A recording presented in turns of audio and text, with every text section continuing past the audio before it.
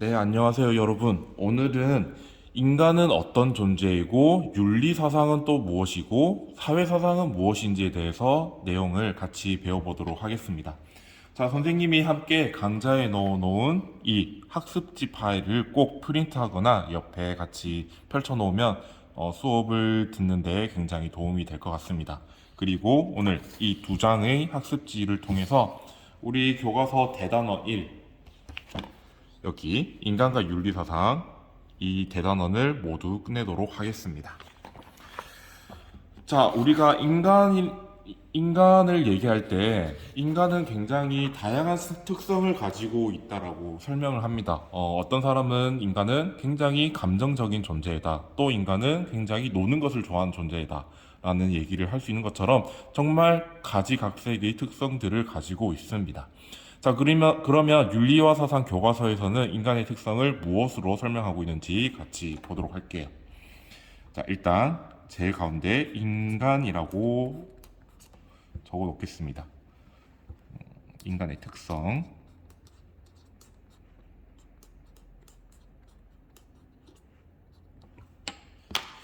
자, 여러분들 인간의 특성을 하면 가장 먼저 떠오르는 게 여러분들 평소 생활 모습을 봅시다. 선생님도 마찬가지고 우리 인간이란 존재는 일단 기본적으로 노는 것을 굉장히 좋아합니다.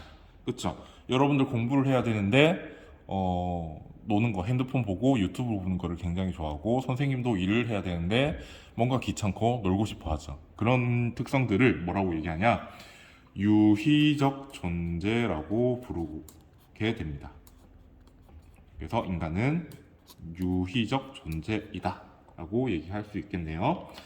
자, 또 인간 여러분들은 한 가정의 딸, 선생님은 경기여자고등학교의 교사, 그리고 서울 시민, 여러분과 선생님은 서울 시민에 있고 서울 시민으로 속하고 있고 또 선생님도 선생님의 가족들이 있죠. 가족이라는 공동체, 서울이라는 공동체. 좀 더 크게 얘기하면 대한민국이라는 공동체 속에서 살아가고 있는 존재입니다.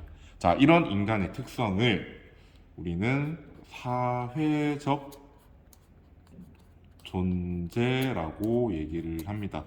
여러분들 학교에서 친구와 관계를 맺고 선생님들과 관계를 맺죠. 자, 그리고 학교 밖을 떠나서 학원을 가거나 또는 다른 외부 활동할 때 그 또 다른 친구들, 또 다른 선생님들, 다른 어른들 또는 언니나 오빠들과 사회적인 관계를 맺게 되죠. 그런 식으로 인간은 혼자서 살아가는 것이 아니라 어떤 사회 집단 내에서 살아가게 된다라는 특징을 얘기할 때 사회적 존재라고 얘기하게 됩니다. 자, 또 문화적 존재라고 얘기를 해요.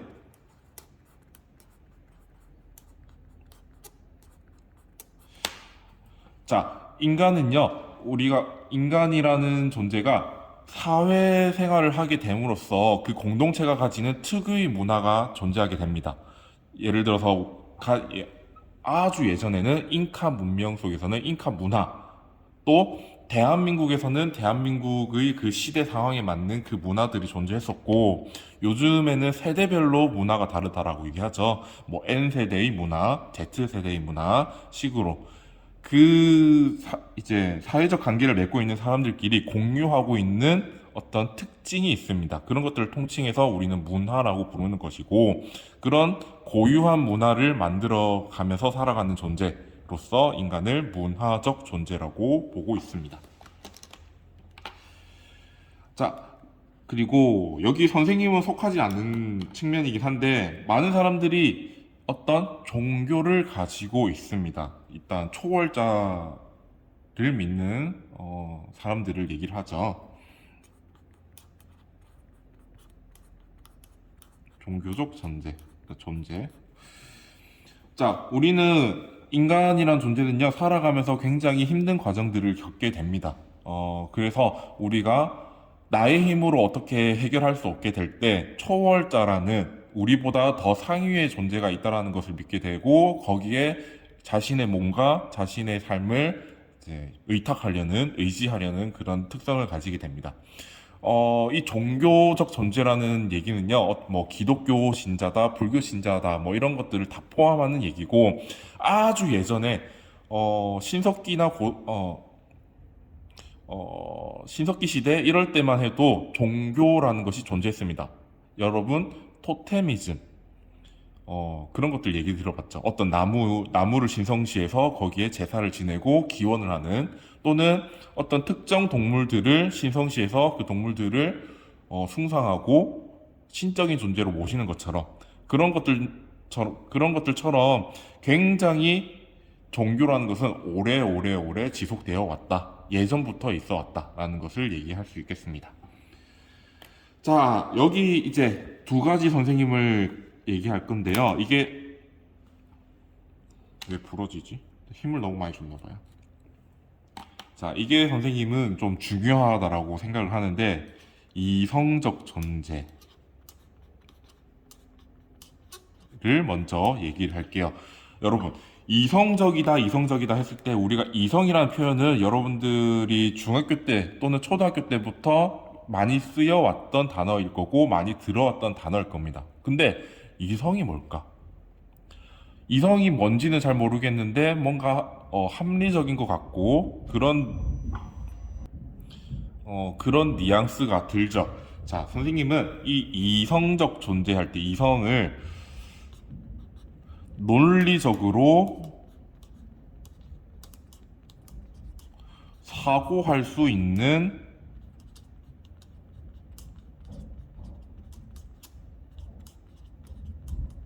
능력이라고 얘기를 하겠습니다.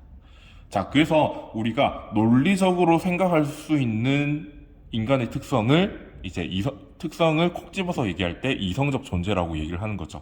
어떤 거냐면, 일단 여러분들, 모든 인간은 죽죠. 모든 인간은 죽는다.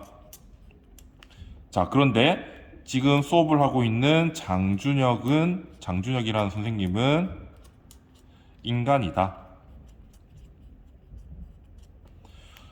자, 여기까지는 모두 사실에 대해서만 얘기를 했습니다. 자, 모든 인간은 죽는다. 이거는 우리가 경험적으로 다 증명이 되어 왔던 거죠. 자, 그리고 장준혁이라는 인간은 증명을 어떻게 할 수 있을까? 아무튼 우리는 장준혁이라는 존재는 인간이라는 것을 우리는 알고 있죠. 자, 그래서 이 두 가지의 명제를 통해서 논리적 사고를 하는 겁니다. 그래서 결론이 뭐냐?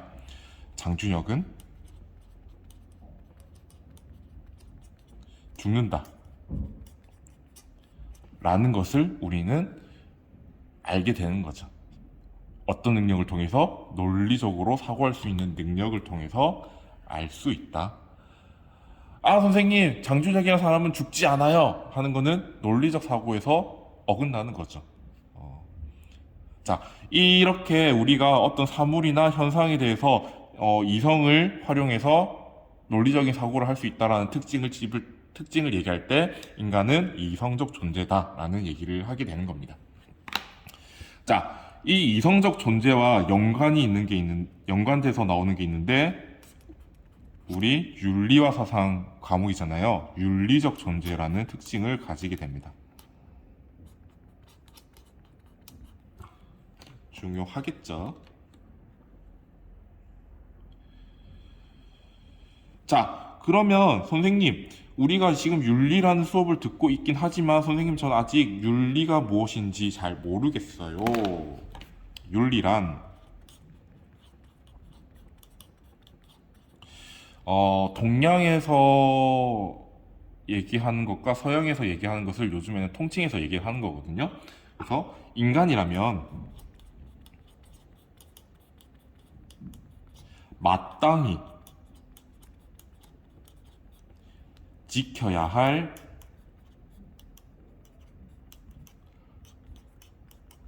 도리를 우리는 윤리라고 얘기를 하게 됩니다. 만약에 우리가 윤리적인 행동을 하지 않거나 윤리적인 말을 쓰지 않는다면, 야, 참, 넌 인간이 돼서 어떻게 그렇게 할 수가 있어? 라고 비판을 가하게 되죠. 우리 요즘에 학교 폭력에 대해서 연예인들 또는 스포츠 스타들의 예전 학교 폭력에 대해서 이제 많이 터지고 있잖아요. 우리는 그 사람들을 왜 비판을 하는 건가요? 그 사람들이 학교폭력을 가했다는 게 사실이라면 그 사람은 윤리를 지키지 않았기 때문에 우리는 그 사람 보고 나쁜 사람이다.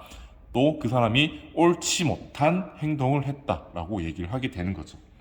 자, 그런 점에서 이성과 윤리적 존재와 관계성을 한번 얘기를 하겠습니다. 자, 윤리를 판단하기 위해서는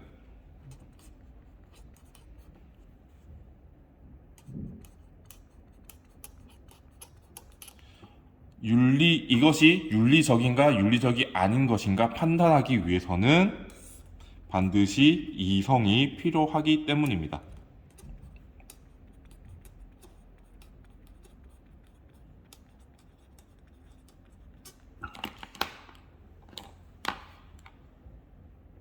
자, 이성이 있기 때문에 우리가 저것이 옳은 것인지 선한 것인지를 생각할 수 있는 거죠.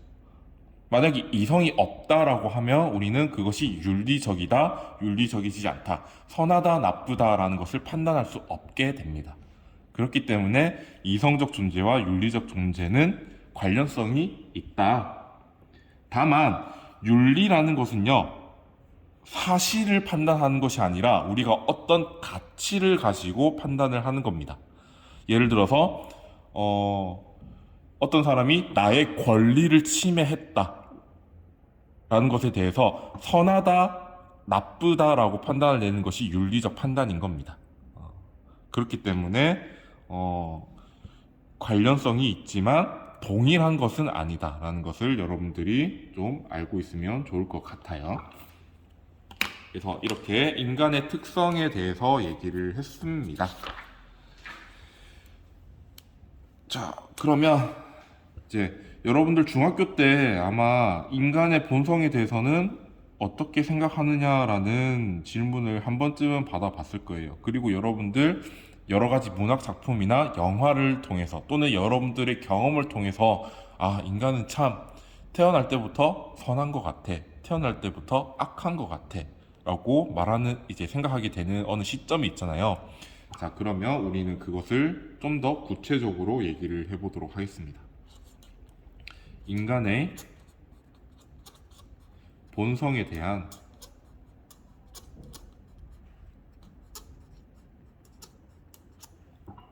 관점.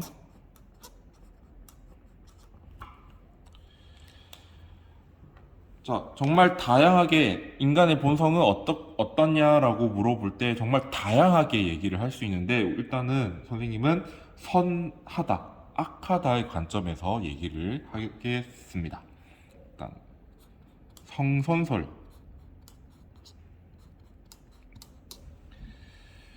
자, 성선설이라는 입장이 있는데요. 이것은 무슨 얘기냐? 인간의 본성은 원래 선하다. 태어날 때부터 인간은 선하게 태어난다. 인간의 본성은 선천적으로 또는 본래적으로 선하다 라고 생각하는 입장을 우리는 성선설적 입장이라고 얘기를 합니다. 그러면 여기서 의문점. 인간의 본성이 처음부터 선하다면 우리는 왜 악한 행동을 하게 되나요? 라고 질문을 할 수 있겠죠. 그래서 이 성선설의 입장에서는 이렇게 얘기를 하게 됩니다. 악한 행동은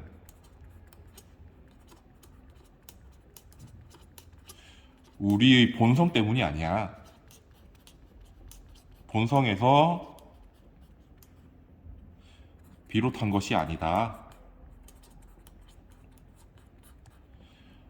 우리는 인간이란 존재는 육체가 있는데 이 육체가 있기 때문에 우리는 욕구, 욕심, 욕망이라는 것을 가지게 되고 이것을 통제하지 못하게 될 때 악한 행동을 하게 된다.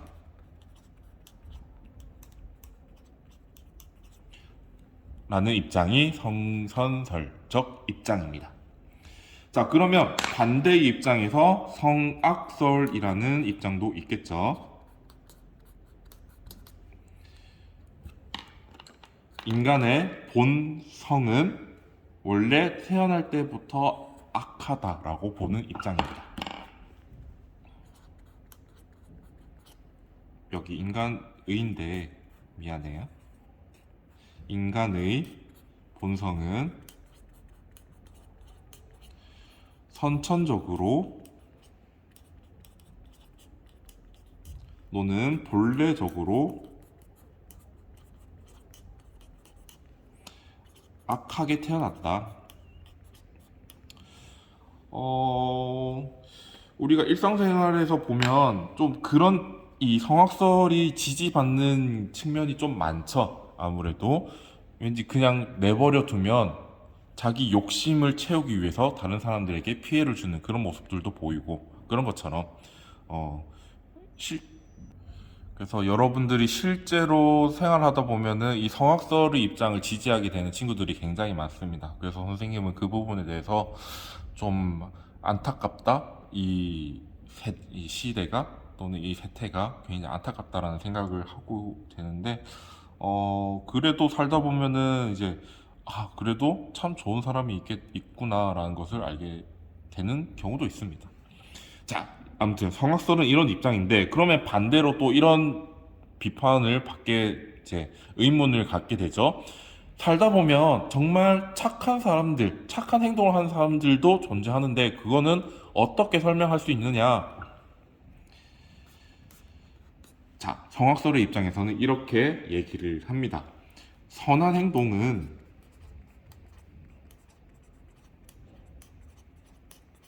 내가 원래 악한 그 본성을 억누르는 노력을 통해서, 교육을 통해서 억누르는 방법을 터득해서 할 수 있게 되는 거다. 후천적인 노력에 의해서 여기는 뭐 공부가 될 수도 있고 수양이 될 수도 있겠죠. 통해서 실천하게 된다.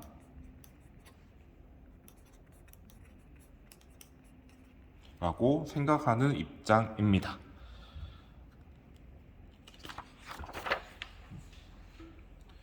자, 세 번째 입장도 있습니다. 아니야, 인간은 태어날 때부터 선하거나 악하다라고 정해져 있지 않아. 라고 생각하는 입장이 있어요. 자, 여러분, 여기에 하얗게 백지죠. 백지가 있죠. 자, 우리가 여기에 무엇을 그리느냐에 따라서 이 A4 용지는 굉장히 예쁜 A4 용지가 될 수가 있고, 또 선생님이 그냥 아무렇게 낙서하면 굉장히 지저분하고 보기 싫은 A4 용지가 될 수도 있죠.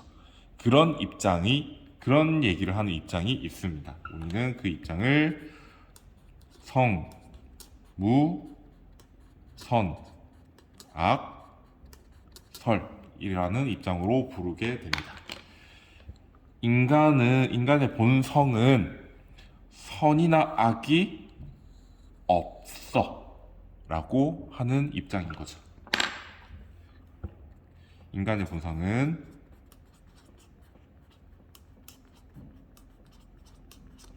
선천적으로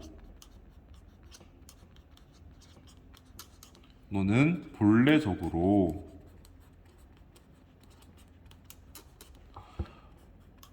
선이나 악으로 정해져 있지 않다 라고 보는 입장입니다. 자, 그래서 이 입장에서는 뭐라고 얘기하냐면요, 우리가 악한 행동이든 선한 행동이든 그 사람이 태어난 이후에 어떤 환경에서 무엇을 보고 듣고 교육받았느냐에 따라서 다르게 된다. 정말 좋은 행동을 하게끔, 이제 좋은 행동을 지지하고 좋은 행동을 권장하는 환경에서 자란 사람은 선한 행동을 하게 되는 것이고, 악한 행동을 하게끔 지지받고 악한 행동을 더 손쉽게 볼 수 있는 환경에서 자란 사람은 악한 행동을 하게 된다라는 얘기인 거죠. 우리 미국에 아직도 지금 21세기에도 할렘가라는 슬럼가라는 그런 곳이 있습니다. 자, 그런 곳에서 태어나서 자란 아이들은 굉장히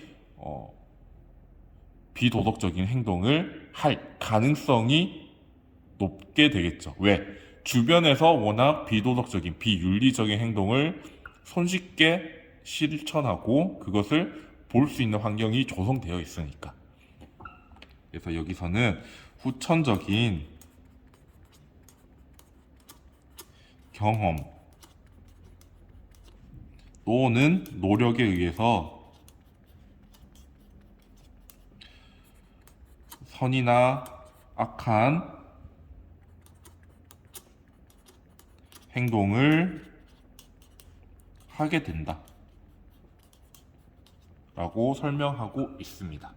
자, 그래서 우리 인간의 본성을 바라보는 여러 가지 관점을 대표해서 세 가지를 꼽자면 성선설, 성악설, 성무선악설이라는 세 가지 입장을 크게 얘기를 하게 됩니다. 이렇게 해서 인간에 대해서 우리가 어떻게 바라볼 수 있느냐에 대해서 얘기를 했습니다.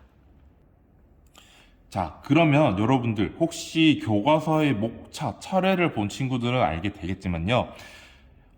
처음에는 동양 윤리 사상, 그 다음에 서양 윤리 사상이 나옵니다. 자, 윤리와 사상이기 때문에 윤리 사상을 배우는 것은 당연한 거라고 생각이 들죠.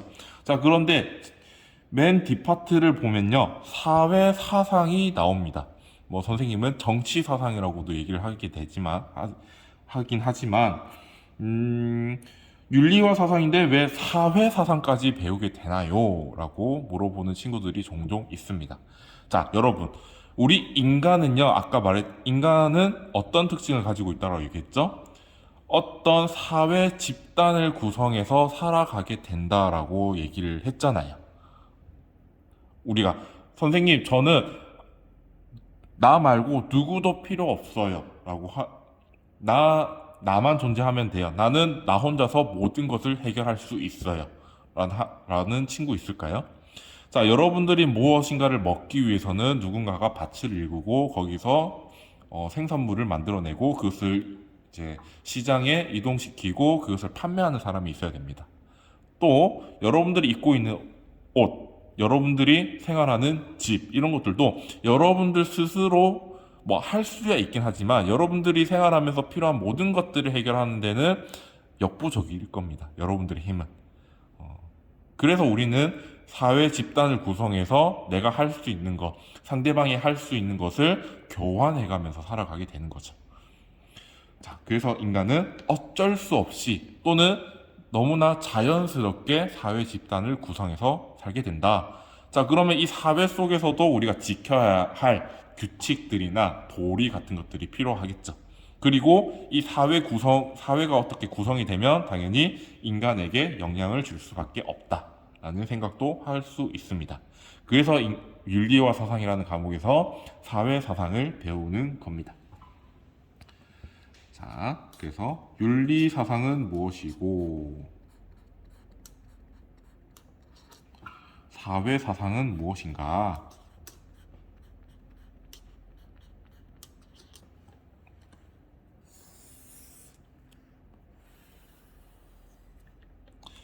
자, 일단 우리가 사상이라는 얘기도 굉장히 많이 들었습니다. 뭐 과목 이름도 윤리와 사상이라는 것이기도 하고, 뭐 어렵게 생각하지 맙시다. 우리는 그냥 쉽게 생각을 합시다. 체계적인 생각.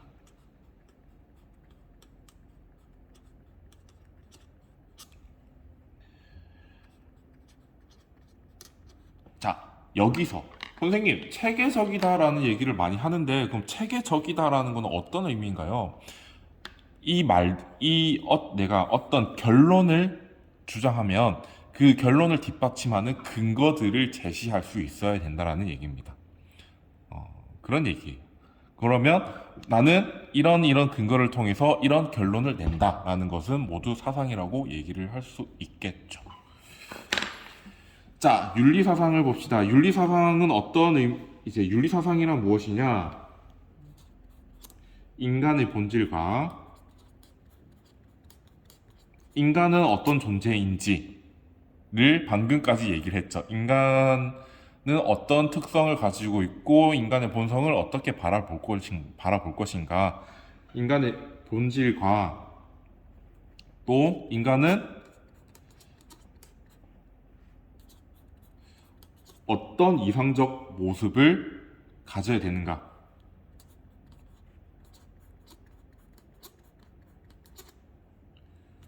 또 이런 이상적 인간이 되기 위해서는 어떤 행동을 해야 되는가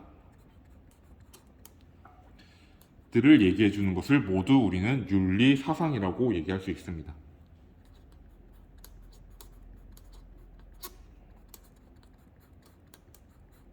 체계적인 생각이라고 얘기를 할게요. 자, 반면에 사회사상은 무엇인가요? 자, 여기 인간의 본질, 인간의 이상적 인간상 수행법, 즉 다시 말해서 인간이라면 마땅히 해야 하는 것들에 대한 체계적인 생각을 얘기하는 게 윤리사상이라면 단어만 바꾸면 됩니다. 바람직한 사회의 모습과 자, 모습만 제시를 하면 안 되겠죠. 그것을 어떻게 하면 실현할 수 있는가도 얘기를 해야 되겠죠. 실현 및 운영 방법에 대한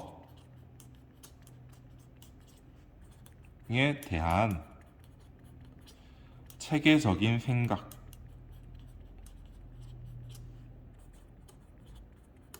우리는 사회사상이라고 얘기를 합니다.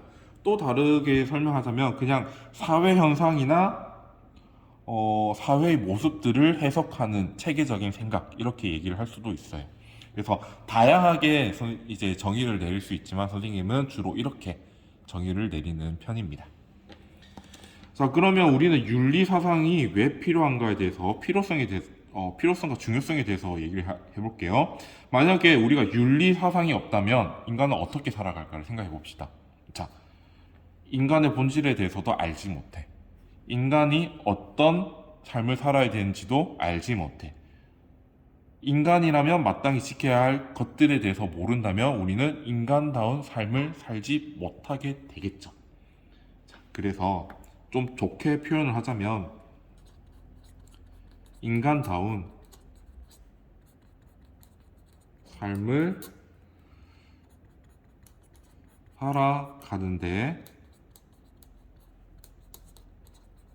도움을 준다.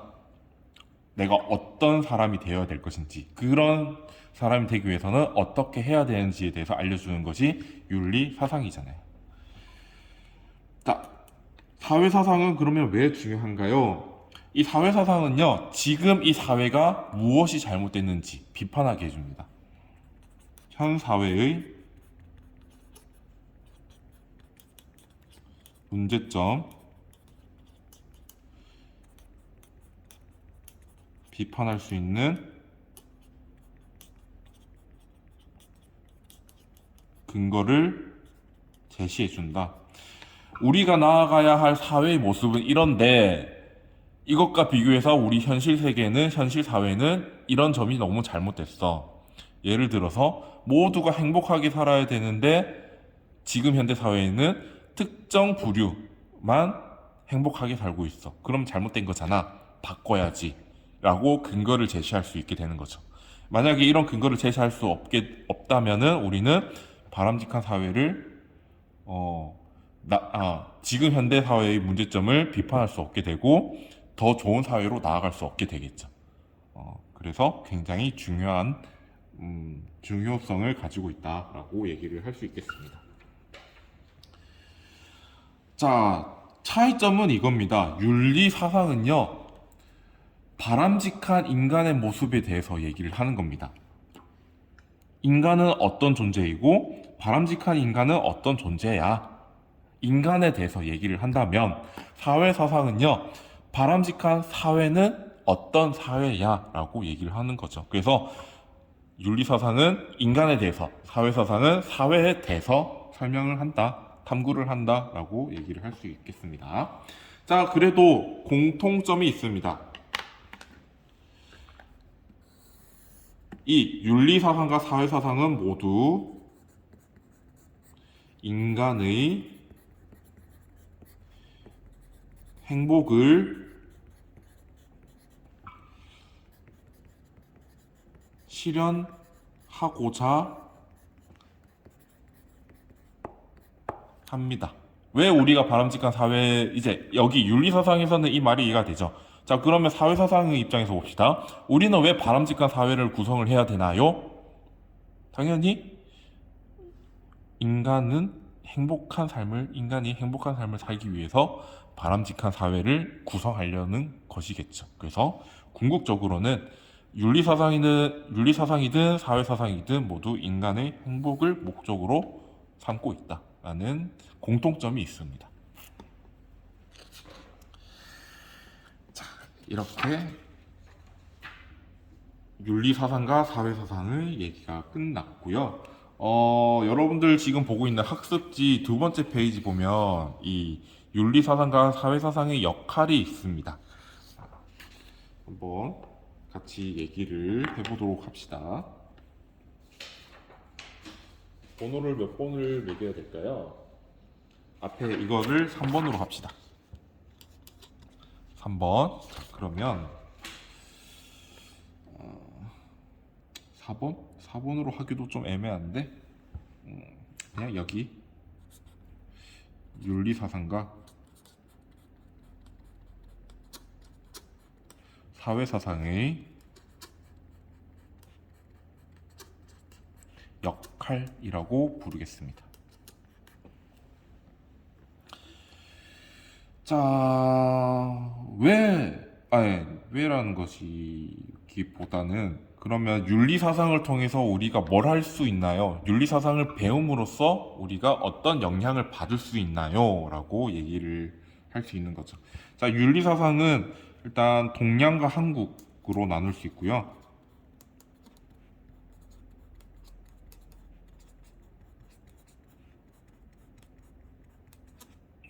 한국이 동양 안에 포함이 되긴 하지만 그래도 좀 특징을 잡아서 얘기를 하자면 그렇고, 또 서양 윤리사상을 얘기할 수 있습니다. 자, 그리고 사회사상에 대해서 얘기를 할게요. 각각 어떤 역할을 하는지 얘기를 하겠습니다. 자, 동양과 한국 윤리사상의 큰 특징을 먼저 얘기를 하자면요. 유교라는 이제 많이 들어봤죠. 유교적인 학문, 학파가 있고, 또 불교, 저는 불가라고 불리길 바라지만 불교라는 종교도 있고, 또 도가라는 사상적 경향도 있습니다. 동양과 한국에서는 주로 이 유교, 불교, 도가, 유불도 이 세 가지 학문, 사상적 경향이 있는데, 이 세 가지 사상적 경향들이 가지고 있는 공통점이 있습니다. 조화를 굉장히 중시합니다. 조화. 자, 일단 크게 보면 인간과 자연, 서양의 입장에서 보면요, 인간과 자연은 굉장히 다른 것이고, 인간이 자연보다 우월하다라는 생각을 가지고 있습니다. 그래서 서양 사상가들 대다수는요, 인간이 자연을 파괴함으로써 인간의 삶이 더 높아지면은 그건 좋은 거야 라고 생각을 해요. 자, 그런데 동양과 한국에서는 그렇지 않아요. 인간과 자연은 함께 어우러져서 살아가는 것이기 때문에 인간이 함부로 침해하거나 파괴해서는 안 된다라고 생각을 해요. 자, 그런 입장에서 인간과 자연의 조화를 얘기하고, 또 인간과 인간 사이에서도 조화를 이루어야 된다라고 얘기합니다. 심지어 어떤 입장까지 얘기를 하냐면, 여러분과 선생님의 입장이 다를 수 있고 여러분과 선생님의 관점이 다를 수 있잖아요. 그런 것들까지 완전히 배척하라는 얘기는 안 하고 서로 존중하고 조화를 이루게끔 노력하라라는 얘기를 하게 됩니다. 그래서 동양과 한국 윤리 사상의 가장 큰 특징은 조화입니다. 자, 그런데 여러분 현대 사회를 보세요. 우리는 지금 배척 사회에 살아가고 있습니다. 요즘에 성별 차별도 굉장히 심하죠. 남성이 여성을 비난하고 비판하고 여성이 남성을 비난하고 비판하는 그런 행태도 많고 또 돈이 많은 사람과 돈이 적은 사람이 서로 헐뜯고 비판하고 비난하고 이런 것들처럼 굉장히 유튜브나 신문 기사만 봐도 서로 비난하기 바빠요. 음, 좀 안타까운 그런 현실이죠. 자, 그런 삶을 살아가는 우리에게 이 동양과 한국 윤리 사상은요, 너무 자기 입장만 고수하지 말고 조화를 이루도록 살아가도록 노력하라 라고 우리에게 교훈을 줄 수 있습니다. 자, 서양 윤리 사상의 가장 큰 특징은요, 일단은 보편적 법칙이 존재한다라고 보고 있습니다.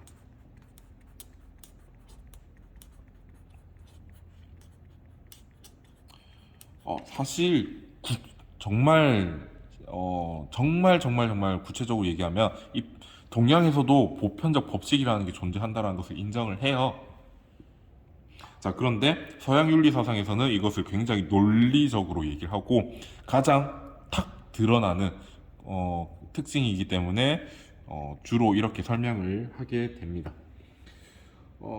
그래서 이런 법칙이 존재하고 보편적 가치가 존재한다라고 생각을 해요. 자, 여러분, 우리 현대사회에서는요, 인권이라는 가치가 굉장히 중요하게 생각이 되고 있습니다. 자, 그런데 동양과 한국 윤리 사상에서는요, 과거에는 인권이라는 권리라는 그런 개념은 존재하지 않았습니다.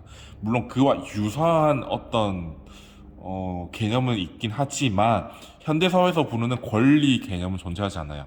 서양에서 가져온 겁니다.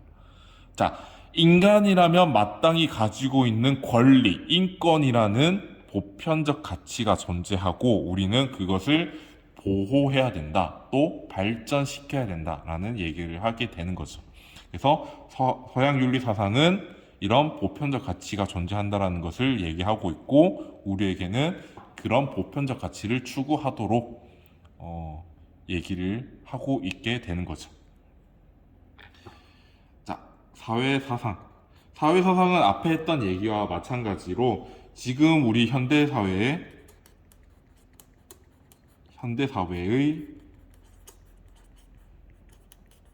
문제점을 비판하는 역할을 합니다. 지금 우리가 살아가고 있는 사회의 어느 부분이 잘못됐기 때문에 어떻게 고쳐라고 우리에게 알려줄 수 있는 거죠. 그래서 바람직한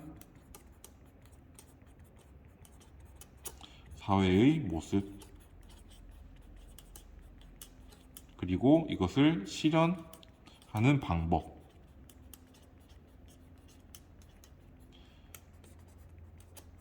알려준다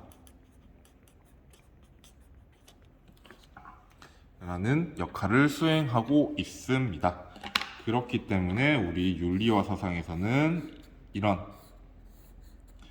여러 가지 사상을 배우게 됨으로써 좀 더 나은 인간다운 모습을 가지고자 노력할 수 있게 되는 거고 그것을 실천하게 되는 거죠. 자, 이렇게 해서 우리 대단원 1이 끝났습니다. 자, 그래서 다음 시간부터는요, 본격적으로 사상가들이 나올 거예요. 이제 여러분들이 많이 들어봤던 공자라는 인물부터 시작을 하게 될 텐데, 최대한 이제 어떤 이제 어떤 사람이었고 또 어떤 얘기를 하고 싶어 했는지 선생님이 잘 준비해서 여러분들에게 수업을 할 테니까 여러분들은 교과서를 한번 읽어봤으면 좋겠어요. 그래야만 여러분들 이야기가 좀 더 쉬울 것 같거든요. 매 이제 수업을 진행할 때마다 한번 읽어보는 습관을 좀 들였으면 좋겠습니다. 자, 아무튼 지금까지 인간은 어떤 존재이고 윤리사상은 무엇이고 사회사상은 무엇인지에 대해서 얘기를 했습니다. 오늘 하루 고생 많았고요. 다음 시간에 보도록 하겠습니다. 안녕. 끝.